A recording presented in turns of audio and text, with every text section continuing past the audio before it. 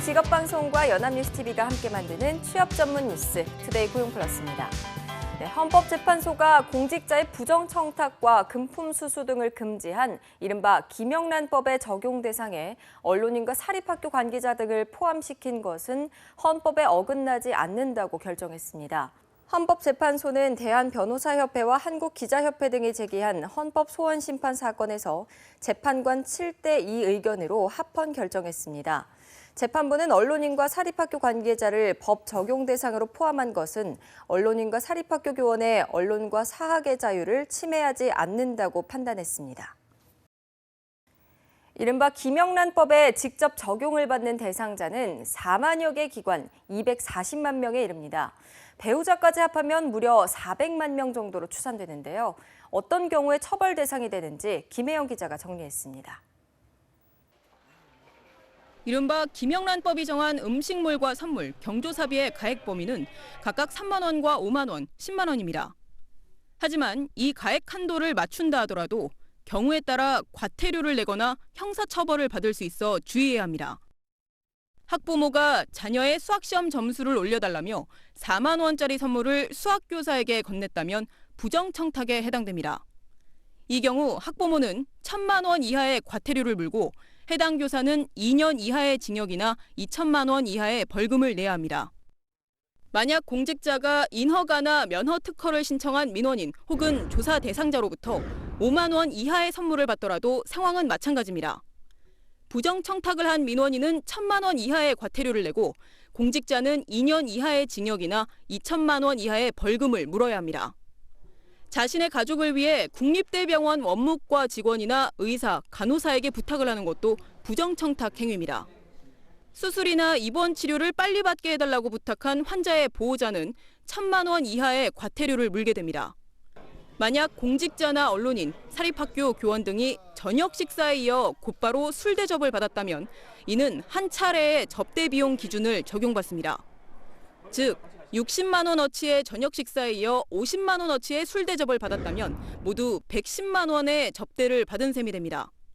업무 관련성이 있는 사람이라면 접대를 한 사람은 3년 이하의 징역이나 3천만 원 이하의 벌금을 내야 하고 양벌 규정에 따라 해당 회사도 처벌 대상이 됩니다. 접대를 받은 사람도 3년 이하의 징역 또는 3천만 원 이하의 벌금을 물어야 합니다. 김영란법은 속지주의와 속인주의가 모두 적용되는 만큼 국내에 있는 외국인이나 해외에 있는 공무원도 처벌 대상이 될 수 있습니다. 연합뉴스TV 김혜영입니다. 차기 경찰청장으로 순경 출신인 이철성 경찰청 차장이 내정됐습니다. 순경으로 경찰에 입문해 치안 총감까지 오르게 된 인물입니다. 이 내정자 앞에는 경찰의 이딴 성추문 등 기강해이를 바로잡아야 하는 과제가 놓여 있는데 앞으로 어떻게 해결할지가 주목됩니다. 황정현 기자입니다. 이번에 경찰청장으로 내정된 이철성 경찰청 차장은 순경 출신입니다. 재임 중 간부 후보생 시험을 거쳐 치안 정감까지 오른 입지전적인 인물입니다. 현 정부에서 대통령 비서실 치안 비서관을 지내 박근혜 대통령의 국정 철학을 잘 이해하는 것으로 평가받고 있습니다. 정연국 청와대 대변인은 풍부한 경험과 확고한 공직관으로 4대 악과 폭력사범 등 각종 불법과 사회 불안 요소를 적결해 국민이 안심할 수 있는 치안 질서를 확립해 나갈 것으로 기대된다고 말했습니다. 앞서 강신명 경찰청장도 청와대 치안 비서관을 역임해 치안 비서관을 거친 차기 경찰청장 인사 공식이 이번에도 적용된 셈입니다. 이철성 경찰청장 내정자가 인사청문회를 거쳐 임명되면 경찰청이 외청으로 독립한 이후 순경부터 전 계급을 밟은 최초의 경찰 총수가 됩니다. 앞으로 이 내정자 앞에는 많은 숙제가 쌓여 있습니다. 최근 부산 학교 전담 경찰관의 부적절한 처신부터 갑질 논란, 이딴 경찰 성추문까지 기강해이가 심각하다는 지적이 계속되고 있습니다. 여기에 임기 중 수사권 독립을 이루겠다는 강 청장의 목표도 무산돼 일선 경찰들의 불만도 큰 상황입니다. 앞으로 이 내정자가 공식 업무를 시작하면 경찰 조직 안팎의 우려를 불식시킬 수 있을지 주목됩니다. 연합뉴스TV 황정현입니다. 휴가철 맞아서 집을 비우시는 분들은 이번 뉴스 유심히 보셔야겠습니다. 명문대 대학원을 나온 남성이 남의 집에 택배를 훔치다가 법원에서 실형을 선고받았는데 확인된 범행만도 1년 동안 500차례가 넘었습니다. 강민구 기자입니다. 지난 설을 앞두고 남의 집 문 앞에 놓인 택배 물건을 훔친 30대 남성이 붙잡혔습니다.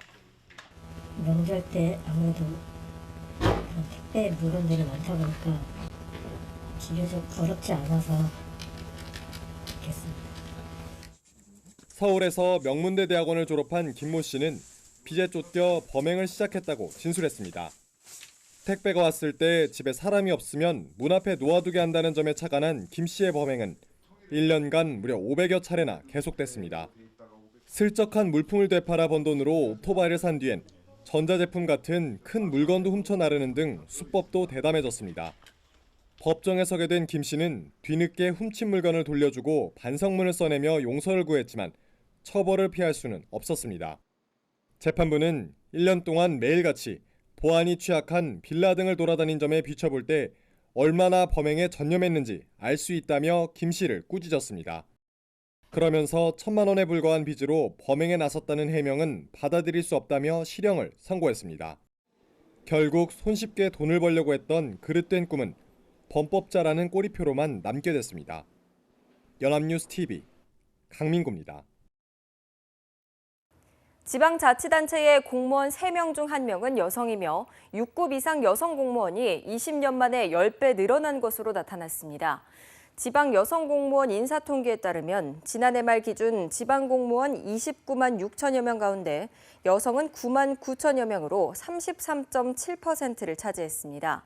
지자체 공무원 중 여성 비중은 1995년 19.6%에서 2005년 26.5%, 2010년 29.8% 등으로 꾸준히 높아졌습니다.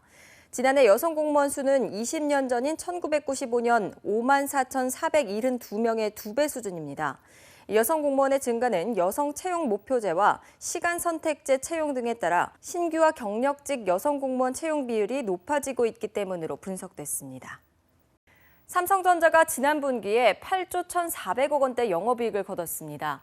스마트폰 갤럭시 시리즈의 대흥행과 반도체와 가전 부문의 선전, 또 적자였던 디스플레이 부문의 흑자 전환 등으로 수익성이 대폭 개선됐습니다. 김종성 기자입니다. 삼성전자가 시장 예상치를 훌쩍 뛰어넘는 2분기 성적표를 받았습니다.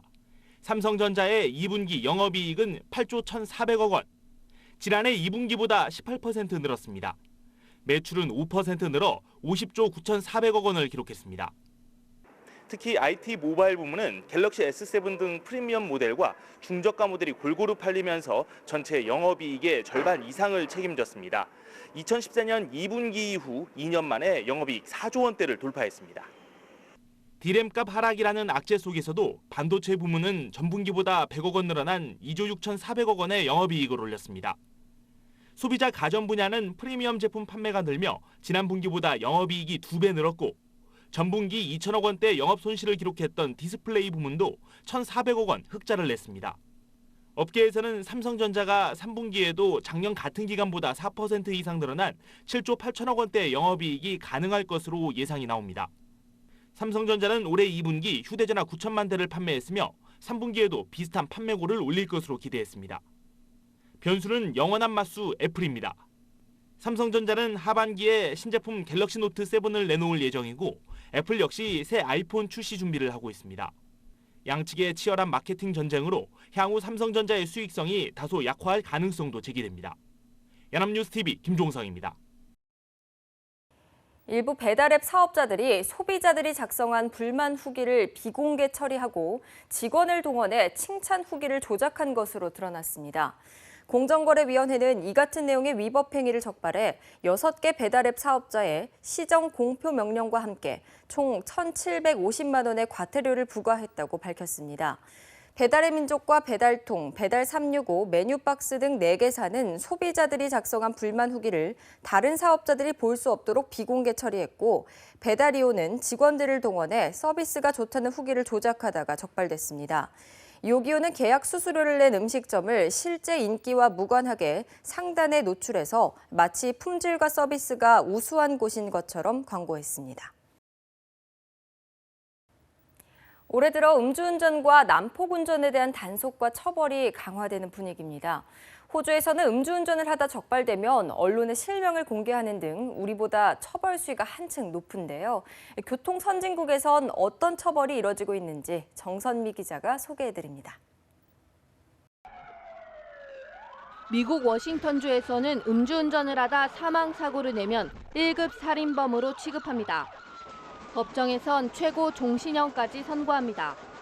호주와 싱가포르는 음주운전자 이름을 언론에 공개하고 일본에선 음주운전자뿐만 아니라 술을 판매한 사람이나 동승자도 함께 처벌합니다.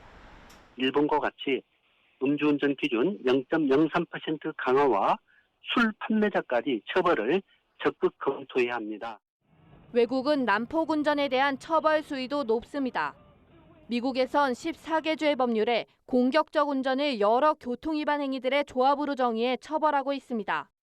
캐나다에서는 단속 경찰관이 현장에서 난폭운전자에게 7일 이내 면허 정지 처분과 차량 몰수 처분을 할 수 있습니다. 또 영국에선 위험한 운전을 했을 경우 6개월 이하의 금구형과 5천 유로 이하의 벌금형에 처해집니다. 난폭운전이나 보복운전 같은 경우는요, 차를 이용해서 인명에게 위해를 가할 수 있는 그런 범죄에 속하기 때문에 지속적인 단속이 필요하다고 봅니다. 졸음운전의 경우에도 독일과 일본, 미국에선 대형차 운전자의 운행 시간과 휴식 시간, 연속 운전 시간 등을 정해 졸음운전을 방지하고 있습니다. 연합뉴스TV 정선미입니다. 휴가철을 맞아 장거리 운전하는 분들 많으실 겁니다. 만약 자신도 모르게 잠깐이라도 눈이 감긴다면 반드시 운전을 멈추고 쉬어야 합니다. 본인이 잔 줄도 모르는 짧지만 깊은 잠, 마이크로 수면에 빠질 수 있기 때문입니다. 김지수 기자입니다. 최근 발생한 영동고속도로 봉평터널 버스 사고는 졸음운전이 얼마나 위험한지를 여실히 보여줬습니다. 전문가들은 졸음운전 가운데 특히 마이크로 수면의 위험성에 주목하라고 강조합니다. 마이크로 수면이란 짧게는 불과 수초간 눈이 감기는 순간을 말하는데 이때 뇌파는 깊은 잠에 빠졌을 때와 같습니다. 문제는 이 마이크로 수면이 운전 중에 나타난다면 대형 사고를 부를 수 있다는 점입니다. 사전에 알아차릴 수 있는 신호도 없고 본인이 잠을 잤다는 사실조차 모르기 때문입니다. 수면이 부족한 경우 누구나 마이크로 수면을 겪을 수 있지만 반복적으로 나타난다면 전문의의 진단이 필요합니다. 본인이 잠드는지도 모르기 때문에 수십 초 동안 아무런 반응을 할 수 없습니다. 특히 운전하다 보면은 단 1, 2초도 한눈을 팔면 사고가 날 수 있는데 이게 수십 초 동안 지속된다면 큰 사고로 연결될 수 있겠죠. 본인도 모르게 잠드는 일이 자주 발생한다면 본인의 수면의 질이 굉장히 나쁘거나 수면이 부족한지를 체크하셔야 되고요. 마이크로 수면은 별 변화가 없는 단조로운 상황에서 나타나기 쉽습니다. 이 때문에 고속도로에서 운전할 경우 환기를 자주 하고 휴식을 취하는 것만이 해법이라고 전문가들은 지적합니다. 연합뉴스TV 김지수입니다. 아시아인프라투자은행이 추가 채용 공고를 냈습니다. 기획재정부에 따르면 AIIB는 27일 국장급 직위 1명을 포함해 총 12명을 다음 달 10일까지 채용한다고 밝혔습니다. AIIB 채용 공고는 지난 9일 홍기택 부총재가 지난달 휴직계를 내면서 후임 인선을 위해 재무담당 부총재직 모집 채용 공고를 낸 지 약 3주 만에 추가로 나온 겁니다. 정부는 AIIB에 한국인이 진출할 수 있도록 최대한 노력한다는 방침입니다.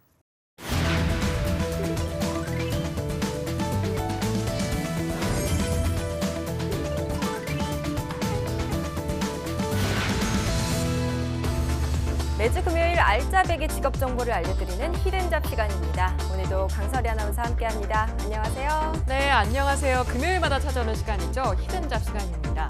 혹시 올해 서울시 9급 공무원 평균 경쟁률 기억하시나요?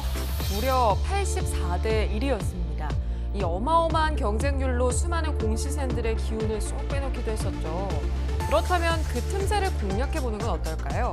오늘은 엄청난 경쟁률로 지레 겁먹고 도전을 주저하시는 분들을 위해서 경쟁률 7대 1의 히든 공무원 학교 전담 경찰관을 소개해드리겠습니다. 네, 우리나라 청년의 45%가 공시족이라는 요즘에요. 7대1의 경쟁률이라면 어느 정도 해볼만 하겠다 이런 생각이 제일 먼저 드는데요. 그런데 요즘 학교 전담 경찰관이라면 얼마 전에 불미스러운 일로 논란이 되기도 했던 직업이잖아요. 네, 그렇죠. 얼마 전 부산에서 학교 전담 경찰관이 담당 학교의 여고생과 부적절한 행위를 한 사실이 드러나면서 파문이 일기도 했습니다. 때문에 학교 전담 경찰관이라는 이 직업 자체에 대해서 존폐 논란이 있기도 했습니다. 네, 맞습니다. 정말 충격적인 사건이었는데요. 그런데도 불구하고 오늘 히든잡으로 준비한 데는 이유가 있을 것 같아요. 사건 이후에 좀 달라진 점이라도 있을까요? 네, 있습니다. 이 불미스러운 사건 이후 경찰청은 학교 전담 경찰관의 전문성을 강화하고 채용 인원을 늘리기로 했습니다. 구직자 입장에서는 오히려 희소식이라고 할 수 있겠죠. 원래 3년간 한시 채용하기로 한 이 학교 전담 경찰관은 전문 인력 충원을 위해서 2019년까지 1,138명을 추가로 채용하기로 했습니다. 먼저 2017년까지 243명을, 그리고 2018년부터 10년 동안 895명을 채용한다는 계획입니다. 네, 채용 인원이 늘어난다고 하니까요. 지원자 입장에서는 좋은 소식일 것 같아요. 자, 그렇다면 경쟁률도 또 더 낮아지는 건 아닌지 기대해봐도 될까요? 네, 그렇습니다. 오늘 학교 전담 경찰관을 추천해드리는 가장 큰 이유 중 하나가 바로 상대적으로 낮은 경쟁률 때문인데요. 지난해 9급 경찰 공무원의 경쟁률은 무려 50대 1에 육박했지만 이 학교 전담 경찰관의 경쟁률은 7대1로 상당히 낮았습니다. 다행히 채용 인원이 늘어나면서 당분간 큰 변동을 없을 것이라는 게 전문가들의 의견입니다. 네, 지금 방송 보고 계시는 분들 귀가 쫑긋해지실 것 같은데요. 그런데 한편 또 학교 전담 경찰관이 일반인들에게는 조금 낯설게 느껴지는 것도 사실입니다.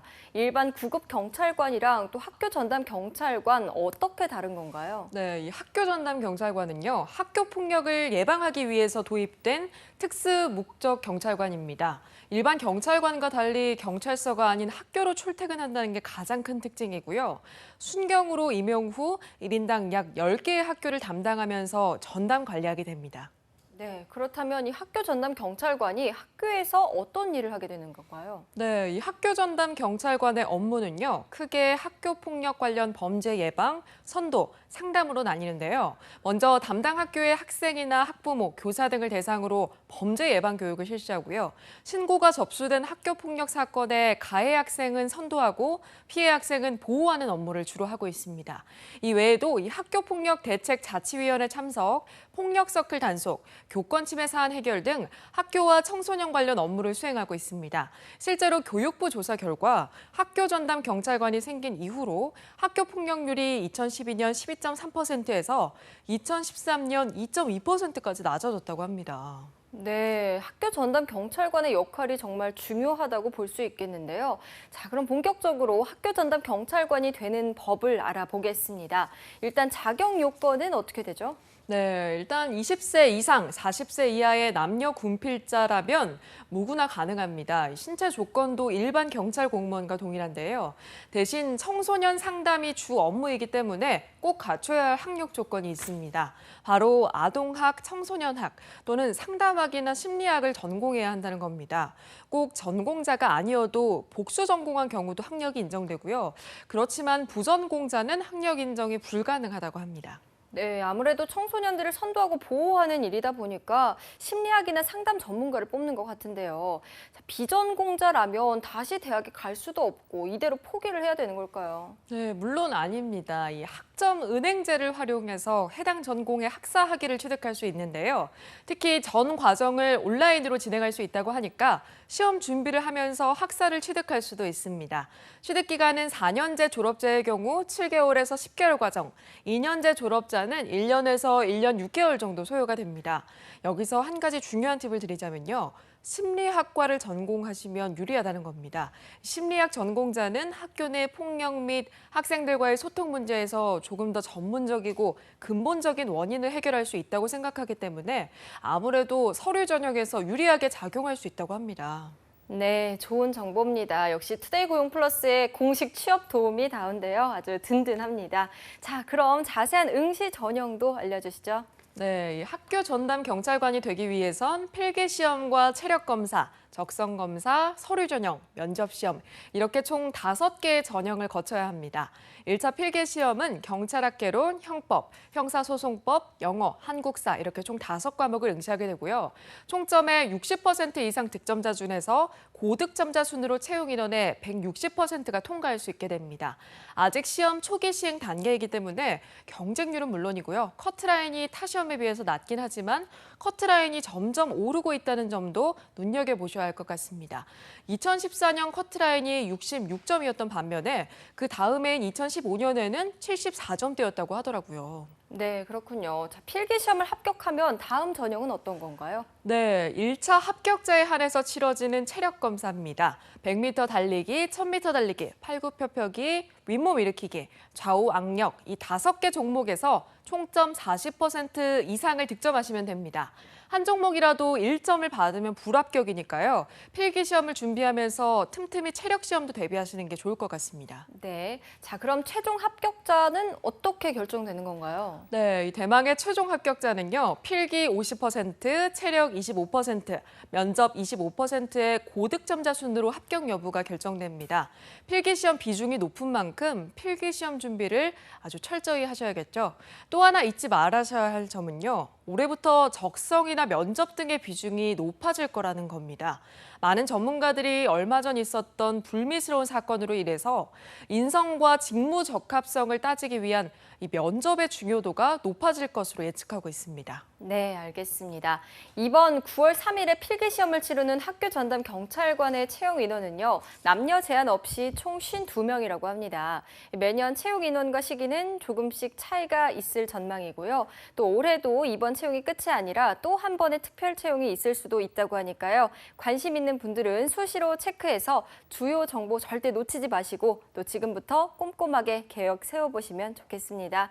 네, 오늘의 히든잡 학교 전담 경찰관이었습니다. 강설희 아나운서 고맙습니다. 네, 고맙습니다.